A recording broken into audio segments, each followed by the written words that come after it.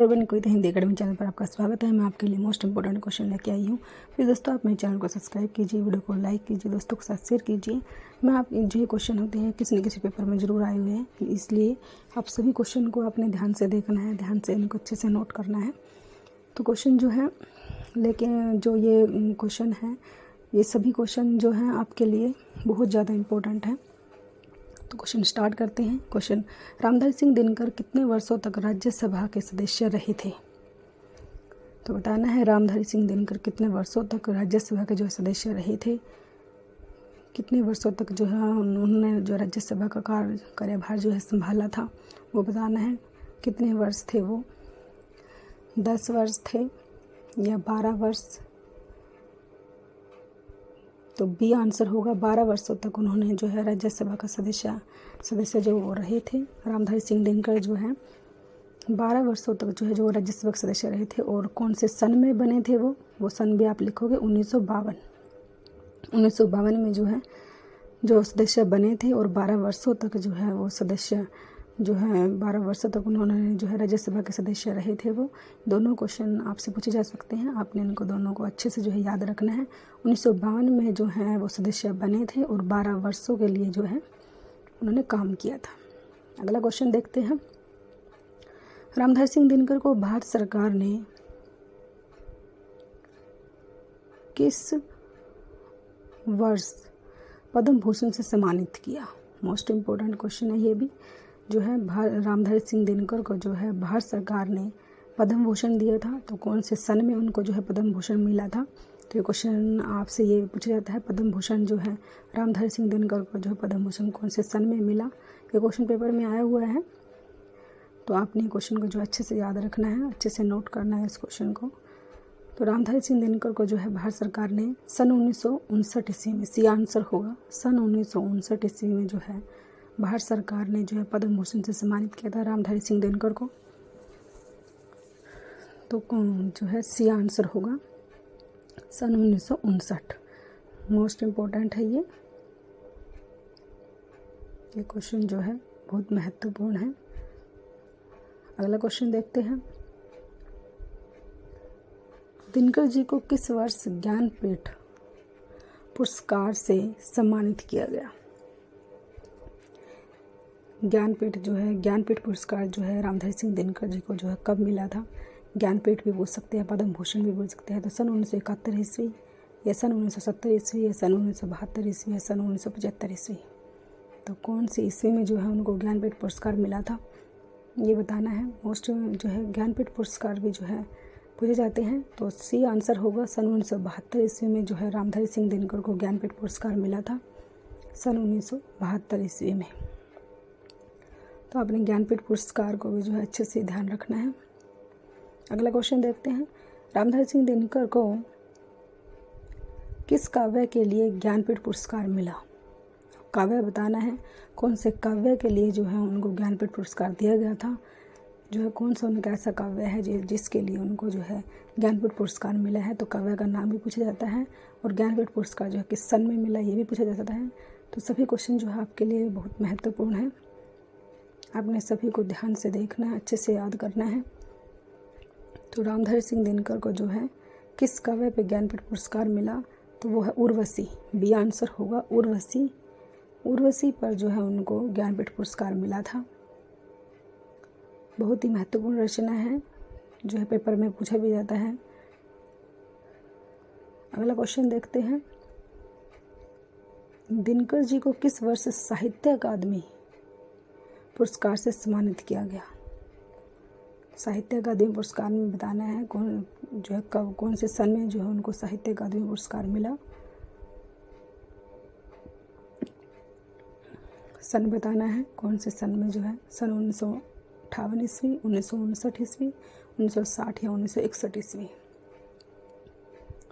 तो कौन से सन में जो है, ए, बी, सी या डी, इनमें से कौन सा है? तो बी होगा, बी आंसर, सन 1959 ईस्वी में जो है उनको साहित्य अकादमी पुरस्कार मिला था। अगला क्वेश्चन देखते हैं। रामधारी सिंह दिनकर को किस रचना के लिए साहित्य अकादमी पुरस्कार मिला? कौन सी रचना है वो जिसमें उनको साहित्य अकादमी पुरस्कार मिला है, वो रचना बतानी है हमें। कौन सी रचना है? परशुराम की प्रतीक्षा, संस्कृत के 4 अध्याय, रेणुका या रीति के फूल। तो किसके लिए जो है उनको साहित्य अकादमी पुरस्कार मिला है? ए, बी, सी या डी? तो बी आंसर होगा। संस्कृत के 4 अध्याय के लिए उनको साहित्य अकादमी पुरस्कार दिया गया था, जो उनकी रचना संस्कृत के 4 अध्याय हैं।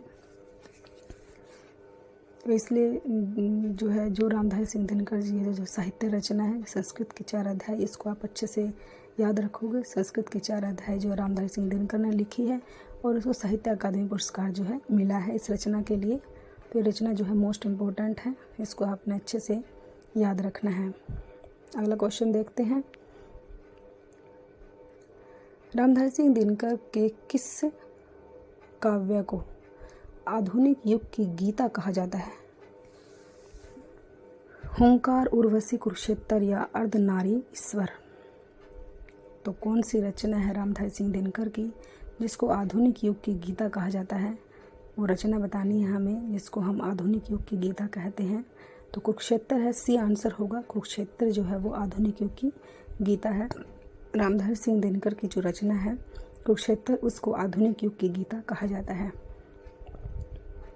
तो मोस्ट इम्पोर्टेंट है ये क्वेश्चन जो है दोनों। अगला क्वेश्चन देखते हैं। दिनकर जी के किस काव्य को विश्व के श्रेष्ठ 100 काव्यों में 74वां स्थान मिला था? कौन सा काव्य है वो? मोस्ट इम्पोर्टेंट क्वेश्चन, पेपर में बार बार आता है क्वेश्चन, आपने इसको अच्छे से याद रखना है। दिनकर जी को किस काव्य को हुंकार है, वो उर्वशी है, कुरुक्षेत्र है या अर्धनारीश्वर है? कौन सा काव्य था वो दिनकर जी का जिसको विश्व में श्रेष्ठ 100 काव्य में से 74वां स्थान मिला था? वो कौन सा ऐसा काव्य है रामधारी सिंह दिनकर का, वो बताना है। तो कुरुक्षेत्र सी आंसर होगा। कुरुक्षेत्र था वो जिसमें उनको जो है 74वां स्थान मिला था, वो काव्य जो है कुरुक्षेत्र है। मोस्ट इम्पोर्टेंट रचना है कुरुक्षेत्र जो है, ये बार बार पेपर में पूछी जाती है। रामधारी कुरुक्षेत्र जो है किसने लिखी है, राइटर भी पूछा जाता है, तो रामधारी सिंह दिनकर ने। अगला क्वेश्चन देखते हैं। रामधारी सिंह दिनकर का प्रथम काव्य संग्रह है, प्रथम काव्य संग्रह बताना है। प्रथम और अंतिम रेणुका है, हुंकार है, रसवंती है, रीति के फूल है? तो रामधारी सिंह दिनकर का प्रथम और अंतिम दोनों पूछे जाते हैं, आपने प्रथम भी ध्यान रखना है। तो रेणुका है, ए होगा। रेणुका जो है रामधारी सिंह दिनकर का प्रथम काव्य है। अगला क्वेश्चन देखते हैं। शुद्ध कविता की खोज के लेखक हैं अजय रामचंद्र शुक्ल, रामधारी सिंह दिनकर, रामवृक्ष बेनीपुरी, राहुल संस्कृतायन? तो शुद्ध कविता की खोज जो है किसने लिखी है, तो उस लेखक का नाम बताना है। ए, बी, सी? तो बी होगा, रामधारी सिंह दिनकर। रामधारी सिंह दिनकर ने लिखा है। अगला क्वेश्चन देखते हैं। रामधारी सिंह दिनकर का जन्म कब हुआ? जन्म बताना है सन 1905, सन 1907 ईस्वी, सन 1908 ईस्वी या सन 1909 ईस्वी? तो रामधारी सिंह दिनकर का जन्म कब हुआ है, जन्म बताना है हमें। तो सी आंसर होगा, सन 1908 ईस्वी। सन 1908 ईस्वी में जो है इनका जन्म हुआ है, ये आप अच्छे से याद रखोगे। 1908 ईस्वी में जो है रामधारी सिंह दिनकर का जन्म हुआ। अगला क्वेश्चन देखते हैं। अनल का कवि, अनल का कवि किसे कहा जाता है? रामवृक्ष बेनीपुरी, रामधारी सिंह दिनकर, रामचंद्र शुक्ल या रामकुमार वर्मा? तो अनल का कवि जो है किसे कहा जाता है? तो बी होगा, रामधारी सिंह दिनकर को कहा जाता है अनल का कवि। ये क्वेश्चन जो है बार बार पेपर में आता है। अगला क्वेश्चन देखते हैं। अवधार्य का कवि किसे कहा जाता है? रामवृक्ष बेनीपुरी, रामधारी सिंह दिनकर, रामचंद्र शुक्ल, रामकुमार वर्मा? तो अवधार्य का कवि जो है बी होगा, रामधारी सिंह दिनकर। अवधार्य का कवि जो है रामधारी सिंह दिनकर को कहा जाता है, ये भी आप अच्छे से याद रखोगे। धैर्य का कवि किसे कहा जाता है? रामधारी सिंह दिनकर को। और अनल का कवि भी जो है रामधारी सिंह दिनकर को कहा जाता है। दोनों क्वेश्चन मोस्ट इम्पोर्टेंट है, पेपर में ये बार बार पूछे जाते हैं। अगला क्वेश्चन देखते हैं। रामधारी सिंह दिनकर की अंतिम रचना है हरे को हरिनाम, हुंकार, वट पीपल, शुद्ध कविता की खोज। तो रामधारी सिंह दिनकर की अंतिम रचना बतानी है। अंतिम रचना कौन सी है? ए, बी, सी या डी? तो ए होगा। हरे को हरिनाम जो है ये रामधारी सिंह दिनकर की अंतिम रचना है। अगला क्वेश्चन देखते हैं। कुरुक्षेत्र रचना का प्रकाशन वर्ष है।